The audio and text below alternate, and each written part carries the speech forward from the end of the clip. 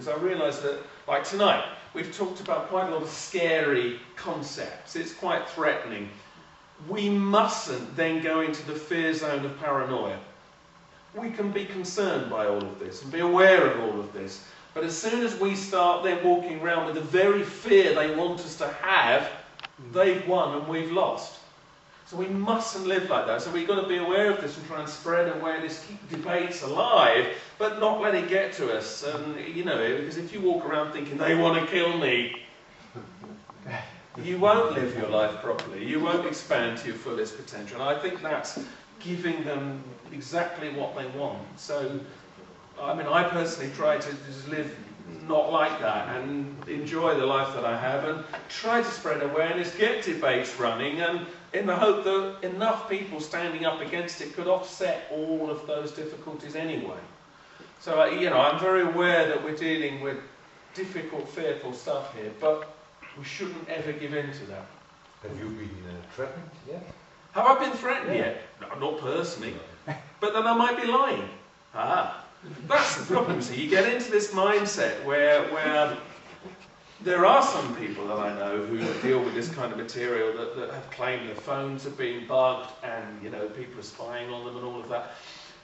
Well, that may be true. My argument is this, right? What would be the point? Right, if the CIA or whoever wanted to come and stop me talking about this or wanted to bug my phone, they're not going to hear anything that I wouldn't say in public.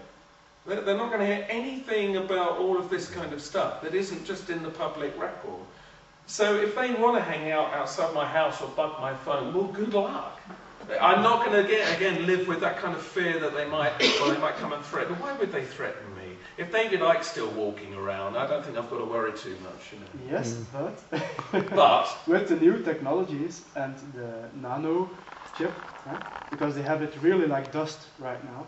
And they do have it in our bills also now. You can. But you see, I might have been mind controlled to say all of this to you tonight. Yes, maybe. Yeah. Okay. You see, this is where paranoia can take you. All of everything I've said to you could be one massive manipulation. Somebody might have zapped that into my mind so that I would come and tell you and mislead you people into having a false view of the world. No. But where do you end? No. Or maybe they didn't. But you know, the World War II happened, and the Nazis, they followed the white race and stuff like that. That was history. But it can happen again. That doesn't anyone believe. No, don't get me wrong. So, the worst case scenarios must be discussed, but we should not presume that we are right. And with the new technology, and then help it happen. They can find everybody. You know, every trace I do, they can search for years and for years. Like they have built a new computers, the data center in Arizona, I think, or something. They're doing it here also. So every trace you do on Facebook and everything you do, they follow. So they can just pick you out. Or one day, there's even a history on the internet. The people get a dot on their mailbox, but I don't believe that. But in America, get a dot. Some people get a blue dot or a red dot, and some say this is because if they're gonna pick you up, you can stay, or they shoot you. This Thinking of the female cannibalists. Yes, but I don't want to believe that. But they can follow me if they want to check what I did. I think we have to presume that they, mysterious they, we have to presume they can find out anything they want about us already. I just presume that. They are Nazis. But we shouldn't be ashamed of what we are saying. Well, no, of course not. Like so what is the problem? I say the same thing here in public. So the more people who become afraid of not using their internet to spread their ideas, those people create a problem. Because they live in fear. Everybody should speak out of what they believe. And if everybody does it, they can't control such a group, a large amount of people. Yes. And one thing I do find personally irritating is when you hear a speaker say, well, I'd love to tell you about this, but it wouldn't be safe to share it with you. Don't say it then. You know, you say it or don't say it. You know, that's crazy. You've got something to say, put it out there. Because the more this stuff's in the public record, the less it can be used against anybody. It works. You know, that's the thing. It has to, if it's brought out totally into the open, you're defeating them. You know? I'll tell you a secret. Go on then. All day when I'm at work, I just bash the last news HLN. We have a news website here also, Okay. very popular website. And I try to bash the stories, to just tell my story about it, my opinion. But 6 of the 10 times it's censored. But at time I see people following it up, and it's getting more and more. People are growing, are getting into the concept. Yeah, well, the more this becomes in the public, the less anybody's going to be able to stop it. I mean, there are legislations afoot that will control the internet, and the internet as we know it today will not continue for much longer. They'll do it through little legislations, small print. They're talking, in Britain anyway, about regulating websites like TV stations. So if you want to have a website, you'll have to apply for a license. It will need to conform to this rule and that rule. Well, of course, most of the truth websites won't. And it will kill them instantly. But they won't do it as banning the net. It'll be done through, well, new regulations to protect us all. But it will rule out a lot of the kind of stuff that's going on. You have law to check your computer from the internet. In the UK they do. UK they do, yeah, not here, but Europe is UK. No, it's changing to Belgium, but it's not the same here as in the UK right now. But imagine they can just check they do it now, but they don't have law for it. No, that's true. But just check your computer from the internet. But I'm not ashamed. The info can come out. Yes, true. But just as a general point, you know, I do think it's really important that we fight the things that we feel we need to fight for, but you then get on with your life and you smile and you have a nice time, Yes. because otherwise you go crazy. And, you know, and if somebody were to come up and threaten me, to do what? To achieve what? Do you know what I mean? It's all out there anyway. If I stop tomorrow, if enough people here are out there talking about it, it's too late. The domino effect's already begun. And I think, frankly, that's already the case. Yes. So there's not really very much they can do now, other than keep ridiculing us in the media, which of course they do. Yes? This may be a little bit of an odd question, but I'm getting there. Just give me a little bit of time. Do you believe in synchronicity? You don't have to answer me yet. This is the question. Why am I asking this? Over the last 3 months, and it didn't happen in 10 years before, I see all kinds of people who are involved with this kind of material all over the world starting to quote Mahatma Gandhi. You did it tonight, I do it in my book, and I did a lot of research on the internet, and everybody, everywhere, seems to suddenly start quoting Mahatma Gandhi. So I asked myself, how is that possible? Is it synchronicity, or is it something else?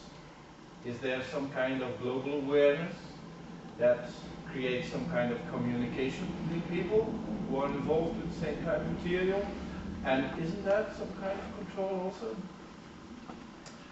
Well, I think what you're talking about there is this thing about global consciousness.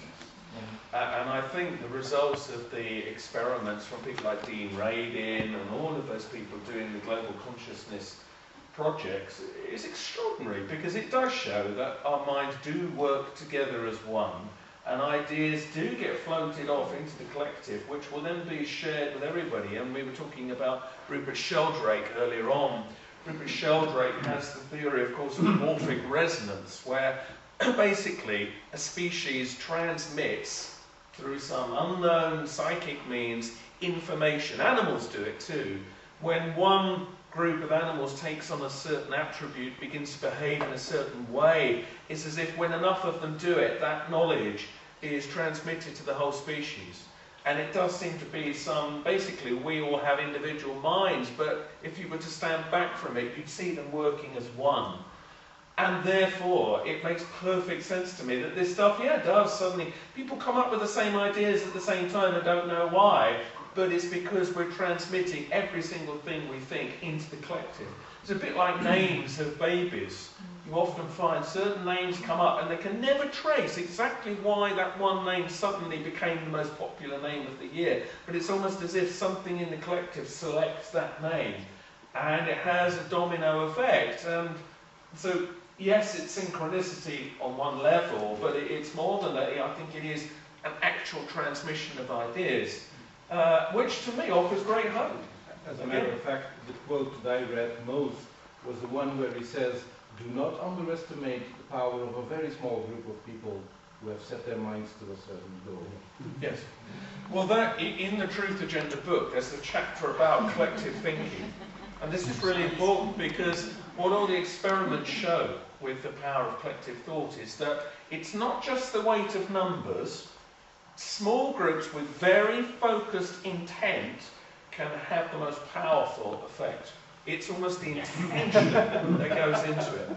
But here's the thing to consider. Maybe that's why the world is in the state it's in. Because a very small group of people with dark, ideas for the world have focused their intent on us so powerfully, and we've been weak in comparison. We've been unfocused, distracted with materialism, chemicals, TV, and so we've got so bland and whatever. We can't match that. Well, that's exactly what's happened. So now, given that there's so few of them, we need to match the intent they're putting into their obvious agendas with our own. And if we could wake up enough people, and again get to that critical mass point, that could then communicate through this very process all of this knowledge right out through the collective, and suddenly they would be diminished in comparison. They would be weakened. But at the moment, because they are so focused on what they want, people who want power, like Hitler, good example, are so focused. They are so focused that nothing shakes that. And if you're unfocused, you become at the mercy of people like that. Yes. And that's what troubles me. I do believe that, like you say, Hitler. I've read Jim Marrs's book, Jim Marrs, and Yes. like he says, I do believe his theory, I think it's a Reality. yes, reality. Hitler was just set because of the Illuminati to do the job for them, for them. So I think that's very realistic indeed.